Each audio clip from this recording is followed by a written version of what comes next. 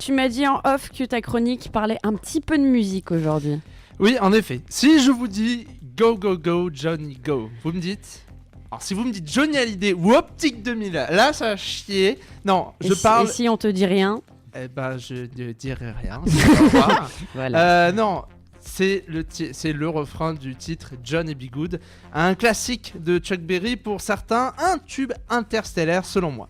Alors pourquoi ce terme, me diriez-vous? Eh ben c'est très simple, il est accompagné d'autres musiques sur le Voyager Golden Record, qui est lui-même accroché sur les sondes Voyager 1 et 2, qui sont le sujet de cette chronique. Mais repartons depuis le début pour vous parler de ce que sont ces sondes. Tout d'abord, leurs créations sont dues à l'alignement des planètes, dans le sens littéral du terme. Les scientifiques de la NASA ont trouvé en pleine course de l'espace contre les Russes, oui ça existait, qu'il y avait avoir un alignement qui ne se représenterait que tous les 176 ans. Il fallait pas le rater. Cet alignement permet d'envoyer facilement, entre guillemets, des sondes au fin fond de notre système solaire grâce à la gravité et un effet de fronde créé par la sonde qui passerait proche des planètes pour se propulser vers la prochaine étape. Le but, aller rencontrer les 4 géantes gazeuses, Jupiter, Saturne, Uranus, Neptune. Ces 2 sondes furent donc envoyées en 1977 pour une mission qui devait durer 4 ans. Les 2 sondes fonctionnent encore après avoir passé la barre des 40 ans, devenant les missions spatiales les plus longues. Mais vous vous dites, qu'est-ce qu'elles nous ont rapporté comme information? Ou est-ce que c'est moi qui viens de m'inventer une voix dans ma tête? Je m'égare un peu. Ces 2 sondes ont rapporté tout d'abord des images bluffantes des 4 planètes du système solaire externe, mais aussi de leurs satellites, avec des photos en 800 par 800. Et oui, chers auditeurs, la HD en 1977, ça n'existait pas. D'ailleurs, le système d'enregistrement de ces machines sont des enregistreurs à bande magnétique. Des magnétophones, très évolués en effet. Mais malgré le côté désuet de ces machines, elles nous ont pu nous faire découvrir des informations sur la composition atmosphérique des planètes et des lunes, fait découvrir des phénomènes météorologiques sur Neptune que l'on n'imaginait pas, et des lunes avec des activités volcaniques. Là aussi, on ne s'y attendait pas. Et ce n'est que leur première partie de leur mission, car avec le bon état des 2 sondes, la NASA s'est dit pourquoi pas viser en dehors de notre héliosphère, une bulle créée par notre Soleil et les particules qu'elle émet. Voyager 1 en est d'ailleurs déjà sorti, et déjà de nombreuses informations sur l'espace entre les étoiles commencent à sortir de cette sonde qui est aussi l'objet le plus éloigné, puisqu'il est à plus de 21 milliards de kilomètres de la Terre, soit 141 distances Terre-Soleil, ou unité astronomique. Ce qui nous ramène à notre point de départ, ce disque d'or. Pourquoi est-il accroché sur cette sonde qui part vers l'infini? Eh bien, pour nous représenter, nous, humains, êtres de chair et de sang qui n'arrivent pas à sortir de son cocon. Nous représenter devant une espèce extraterrestre bien plus évoluée que nous.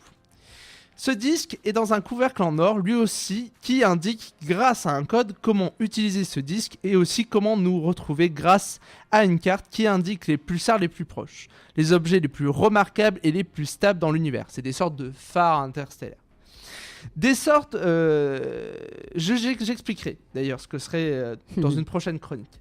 Bref, le disque en lui-même contient des images de nous et de notre système solaire. Je tiens à préciser d'ailleurs qu'il n'y a pas d'image de guerre ou de famine. Et il n'y a pas non plus d'image de nudité. C'était le souhait de Carl Sagan qui voulait qu'on ait une image d'un homme et d'une femme nus pour bien nous représenter, mais c'est sale, vous comprenez? Alizé, la plaque que montre Alexandre Astier dans l'Exoconférence, alors c'était sur une autre sonde? C'est les sondes pionnières. C'est les 2 premières sondes qui ont visé, qui ont été envoyées vers l'en dehors du système solaire. Et donc oui, il y a un homme et une femme nus dessinés dessus. Ça a provoqué un scandale. Comment peut-on envoyer des images d'hommes nus, surtout aux États-Unis, futurs producteurs de films porno? Franchement, comment pouvons-nous faire ça, nos enfants, qui ne verront jamais cette plaque? Mais bon, pas grave. Oui, ça c'est la sonde pionnière. Mais en fait, ce ne sont pas les premières à sortir du système solaire, vu qu'elles sont beaucoup plus lentes que les sondes Voyager 1 et 2. Mais oui, c'est des plaques toutes bêtes en fait. Hein. C'est vraiment un homme qui fait coucou, la femme qui dit rien, hein. Comme d'habitude. Hein, on est dans les années 70 quand même. La sonde qui est derrière pour T'as bien donner fait une de échelle, un code pour comprendre les échelles et aussi une carte pour nous retrouver. Mais donc, qu'est-ce que contient le disque ? Ça, c'est important. Donc, les images, mais aussi des bonjours dans 55 langues. Un message du président de l'ONU de l'époque, Kurt Waldheim, et enfin des musiques de différentes cultures. Donc, comme vous avez entendu, Johnny B. Good, mais il y a aussi vraiment, c'est asiatique, africaine, il y a vraiment de tout, c'est très éclectique. Il y a des musiques d'artistes français ou pas ?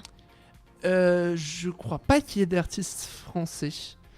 Faudrait que je revoie, mais je crois pas qu'il y ait d'artistes français, non. C'est dommage. C'est... À vérifier. Il y a Bach. Ah oui. Ouais, il y a Bach qui est dessus.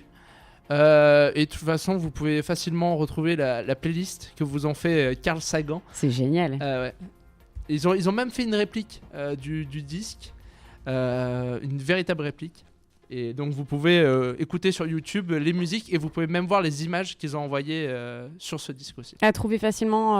Très facilement. sur Google. Voyager Golden Record, vous mettez soit musique ou soit image et normalement il y a la liste. Donc tous ces jolis messages, mais ce disque sera sûrement jamais trouvé, malheureusement.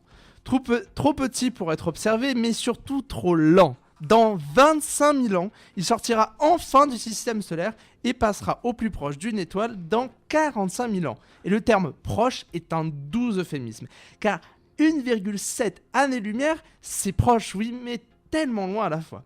Oui, Voyager 1 va se balader avec nos faibles espoirs comme une bouteille à la mer. Mais vous vous demandez donc pourquoi je parle de tout ça ? Eh bien, c'est pour vous introduire à la réponse que je donne quand on me demande « ça sert à quoi ce genre de mission ?» Je réponds souvent qu'elles permettent de mettre la technologie à rude épreuve, et donc ça sert sur Terre. Mais secrètement, ça sert surtout à faire vivre cet esprit de jeune enfant qui veut découvrir un monde qu'il n'aura sûrement pas la chance de découvrir. Alors, il lance une bouteille à la mer en espérant dans un doux rêve qu'elle revienne avec un message étranger. Hein, pas comme Mars Attack, hein, s'il vous plaît. C'est un petit peu ça qui m'a fait tomber amoureux de la science, ce que j'espère vous donner avec cette chronique. Au final, si je n'avais qu'une seule pensée pour ces deux sondes, ce serait Go, Go, Go, Voyager.